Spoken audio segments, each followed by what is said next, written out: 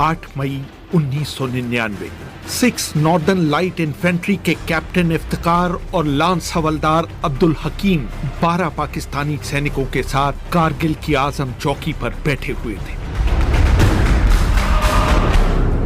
उन्होंने देखा कि कुछ भारतीय चरवाहे अपने मवेशियों को चरा रहे थे। पाकिस्तानी सैनिकों ने आपस में सलाह की कि क्या इन चरवाहों को बंदी बना लिया जाए, लेकिन उन्हें जाने दिया गया। करीब 1.5 घंटे बाद ये चरवाहे भारतीय सेना के 6-7 जवानों के साथ लौटे। उन्होंने अपनी दूरबीनों से इलाके का मुआयना किया और वापस चले गए। करीब 2 बजे वहां एक लामा हेलीकॉप्टर उड़ता हुआ आया।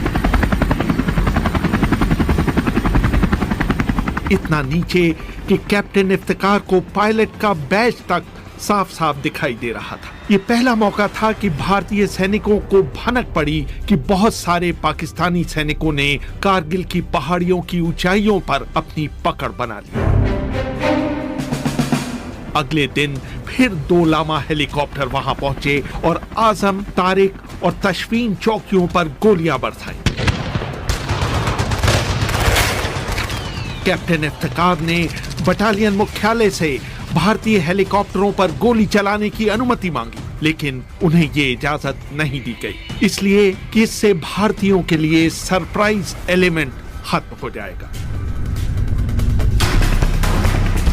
उधर भारतीय सैनिक अधिकारियों को यह आभास तो हो गया कि पाकिस्तान की तरफ से बड़ी घुसपैठ हुई है। शुरू में उन्हें लगा कि वो उसे अपने स्तर पर सुलझा लेंगे, इसलिए उन्होंने राजनीतिक नेतृत्व को इसके बारे में बताने की जरूरत नहीं समझी।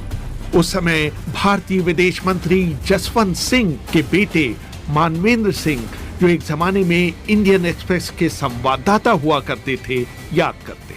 मेरे एक मित्र थे उस समय आर्मी हेडक्वार्टर्स में। मोबाइल मेरे पास था नहीं, ना उनके पास था मोबाइल। उन्होंने मुझे लैंडलाइन पर फोन करा, घर पे मिलना है शाम को, और मैं उनके घर पे गया।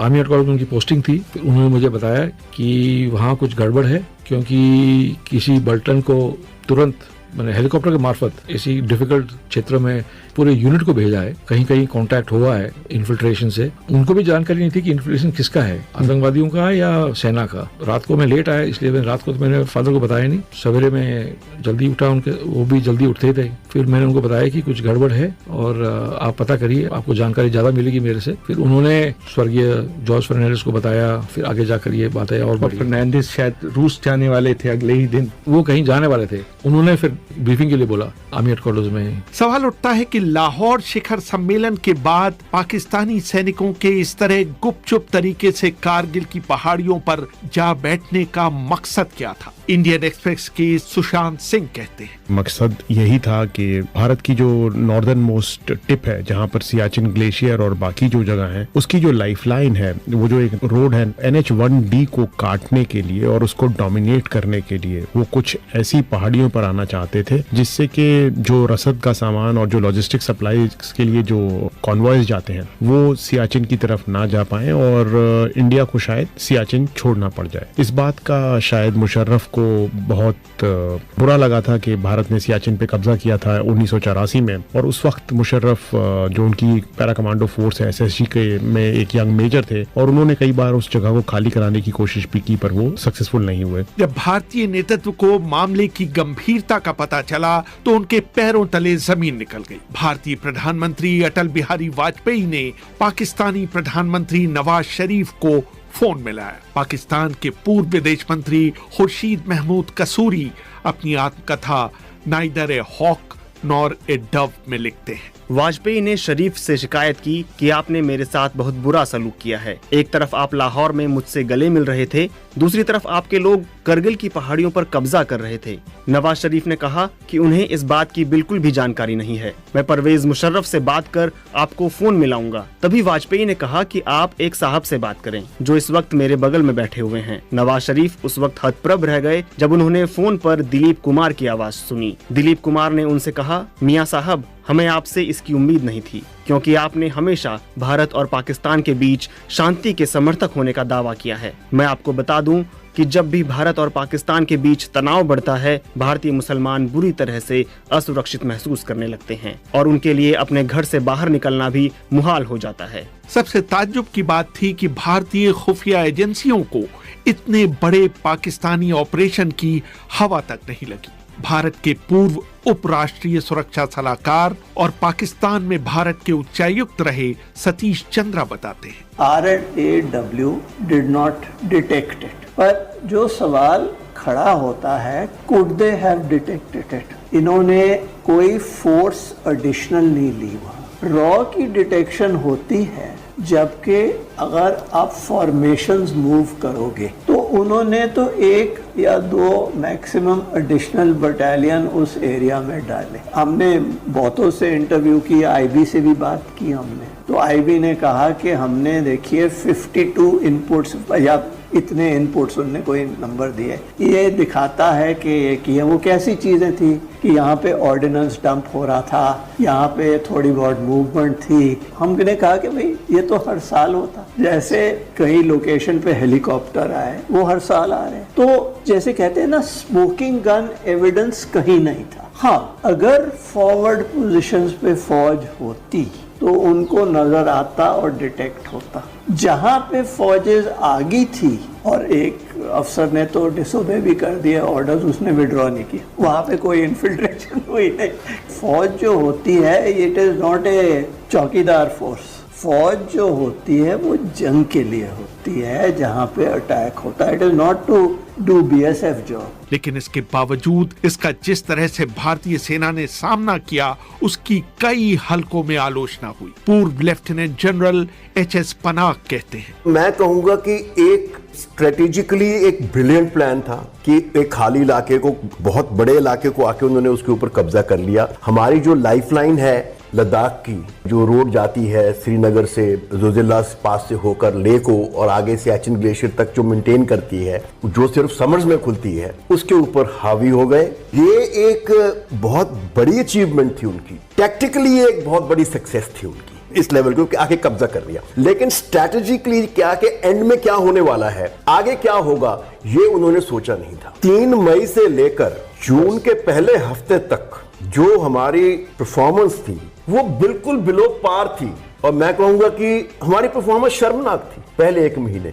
उसके बाद जब 8 डिवीजन ने चार्ज लिया और फिर हमें थोड़ा सा उस बात का एहसास हो गया कि इस इलाके में कैसे ऑपरेट करना है, डेफिनेटली ये एक बहुत मुश्किल ऑपरेशन था, क्योंकि एक तो पहाड़ियां जो है उनके ऊपर उनका कब्जा, आप नीचे हो वो ऊपर है, ये सबसे मुश्किल ऑपरेशन होता है। जैसे कि आप आदमी सीढ़ियों के ऊपर खड़ा हुआ है, आप नीचे से चढ़ के उसको नीचे उतारने की कोशिश कर रहे हैं, और दूसरा ऑक्सीजन की कमी। तीसरी बड़ी बात ये थी कि कुछ हद तक हमारी ट्रेनिंग भी इस मामले में ऑफेंसिव में कमजोर थी। जनरल परवेज मुशर्रफ ने भी बार बार दोहराया कि उनकी नजर में ये एक बहुत अच्छा प्लान था, जिसने भारतीय सेना को खासी मुश्किल में डाल दिया था। मुशर्रफ ने अपनी आत्मकथा in the line of fire में लिखा, भारत ने उन चौकियों पर पूरी ब्रिगेड से हमले किए जहां हमारे सिर्फ 8 या 9 सैनिक तैनात थे। जून के मध्य तक उन्हें कोई खास सफलता नहीं मिली। पहाड़ हमेशा रक्षण की लड़ाई में मदद करते हैं। भारतीयों ने खुद माना कि उनके 600 से अधिक लोग मारे गए और 1500 से अधिक लोग घायल हुए। हमारी सूचना ये है कि वास्तविक संख्या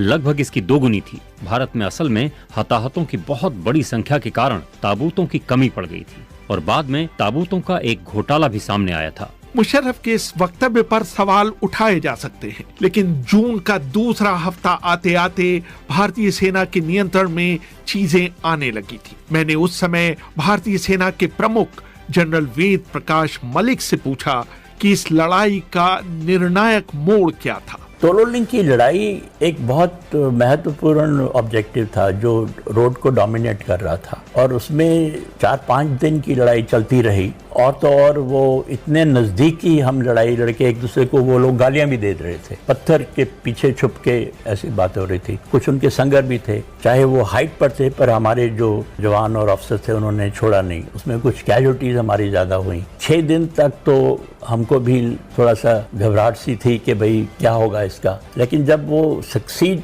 किया उन्होंने। फिर उसके बाद में मुझे भरोसा हो गया अपनी ट्रुप्स के ऊपर, अपने ऑफिसर्स के ऊपर, और ठीक है अभी हम इनको काबू में कर लेंगे। ये लड़ाई करीब 100 किलोमीटर के दायरे में लड़ी गई, जहां करीब 1700 पाकिस्तानी सैनिक भारतीय सीमा के करीब 8 या 9 किलोमीटर अंदर घुस आए। इस पूरे ऑपरेशन में भारत के 527 सैनिक मारे गए और 1363 जवान आहत हुए। एक फौज में सेइंग होती है कि माउंटेन्स ईट्स ट्रूप्स। नॉर्मल जगह पर प्लेन्स में अटैकिंग फोर्स में 3 गुना होनी चाहिए जो डिफेंडिंग फोर्स है उससे, पर माउंटेन्स में उसको तकरीबन 9 गुना, और कारगिल जैसे माउंटेन पे तकरीबन 27 गुना। मतलब अगर एक जवान दुश्मन का कहीं बैठा हुआ है तो आपको उसको हटाने के लिए अपने 27 जवान लगाने पड़ेंगे। भारत ने इनिशियली डिविजन्स लगाए, उसके बाद एडिशनल बटालियंस बहुत इंडक्ट की गई और बहुत शॉर्ट नोटिस पे इंडक्ट की गई, और बहुत आर्टिलरी रेजिमेंट्स इंडक्ट की गई, और वो तो इंडक्शन बिल्डअप होता रहा तकरीबन जून तक। मुशर्रफ आखिर तक कहते रहे कि अगर राजनीतिक नेतृत्व ने उनका साथ दिया होता तो कहानी कुछ और होती। उन्होंने अपनी आत्मकथा में लिखा, भारत ने अपनी वायुसेना को लड़ाई में शामिल कर एक तरह से ओवर रिएक्ट किया। उनकी कार्रवाई मुजाहिदीनों के ठिकानों तक ही सीमित नहीं रही। उन्होंने सीमा पार कर पाकिस्तानी सेना के ठिकानों पर भी बम गिराने शुरू कर दिए। नतीजा ये हुआ कि हमने पाकिस्तानी क्षेत्र में उनका एक हेलीकॉप्टर और 2 जेट विमान मार गिराए। हमारे सैनिकों और मुजाहिदीनों ने कारगिल लेह पर चलने वाले भारतीय सेना के ट्रकों के काफिलों पर कहर बरपा दिया और उन्हें रात के अंधेरों में ट्रकों की लाइट बुझाकर चलने के लिए मजबूर कर दिया। ये पहला मौका था जब किसी लड़ाई को सीधा टेलीवाइज किया गया। लाइव मीडिया कवरेज ने इस लड़ाई को न सिर्फ भारत के घर घर पहुंचाया, बल्कि बाहरी दुनिया को भी संदेश गया कि पहल पाकिस्तान के सैनिकों ने की थी। What you heard right behind you were the sound of Bofors guns directly targeting the top of Tiger Hills, the prelude to the final assault. Also going on simultaneously are multi-barrel rocket launchers also attacking the same positions on Tiger Hills. जून के दूसरे सप्ताह से भारतीय सैनिकों को जो momentum मिला वो जुलाई तक जारी रहा। आखिरकार नवाज शरीफ को युद्ध विराम के लिए अमेरिका की शरण में जाना पड़ा। अमेरिका के स्वतंत्रता दिवस यानी 4 जुलाई को क्लिंटन और नवाज शरीफ की बहुत अप्रिय परिस्थितियों में मुलाकात हुई। उस मुलाकात में मौजूद क्लिंटन के दक्षिण एशियाई मामलों के सहयोगी ब्रूस राइडल ने अपने एक पेपर अमेरिका's डिप्लोमेसी इन 1999 कारगिल समिट में लिखा, एक मौका ऐसा आया जब नवाज ने क्लिंटन से कहा कि वो उनसे अकेले में मिलना चाहते हैं। क्लिंटन ने कहा कि ये संभव नहीं है। ब्रूस यहाँ पर नोट्स ले रहे हैं। मैं चाहता हूँ कि इस बैठक में हमारे बीच जो बातचीत हो रही है उसे लिखा जाए। क्लिंटन ने कहा, मैंने आपसे पहले ही कहा था कि अगर आप बिना शर्त अपने सैनिक नहीं हटाना चाहते तो यहाँ न आए। अगर आप ऐसा नहीं करते तो मेरे पास वक्तव्य का मसौदा तैयार है जिसमें कारगिल संकट के लिए सिर्फ और सिर्फ पाकिस्तान को दोषी ठहराया जाएगा। इसके बाद तो क्लिंटन की नाराजगी बढ़ती गई। उन्होंने कहा, मैंने आपसे कई बार ओसामा बिन लादेन को अफगानिस्तान से पकड़वाने में मदद करने के लिए कहा है, लेकिन आपने अब तक कुछ नहीं किया है, बल्कि आपकी आईएसआई तालिबान और लादेन के साथ मिलकर काम कर रही है। नवाज शरीफ के चेहरे पर हवाइयां उड़ने लगी थी। पाकिस्तानी प्रतिनिधिमंडल के एक सदस्य तारिक फातमी ने फ्रॉम कारगिल टू द कू पुस्तक की लेखिका नसीम जहरा को बताया कि जब शरीफ बैठक से बाहर निकले तो उनका चेहरा निचुड़ चुका था। उनकी बातों से हमें लगा कि उनमें विरोध करने की कोई ताकत बाकी नहीं बची थी। उधर शरीफ क्लिंटन से बात कर रहे थे। टेलीविजन पर टाइगर हिल पर भारत के कब्जे की खबर फ्लैश हो रही थी। ब्रेक के दौरान नवाज शरीफ ने मुशर्रफ को फोन करके पूछा कि क्या ये खबर सही है। मुशर्रफ ने इसका खंडन नहीं किया।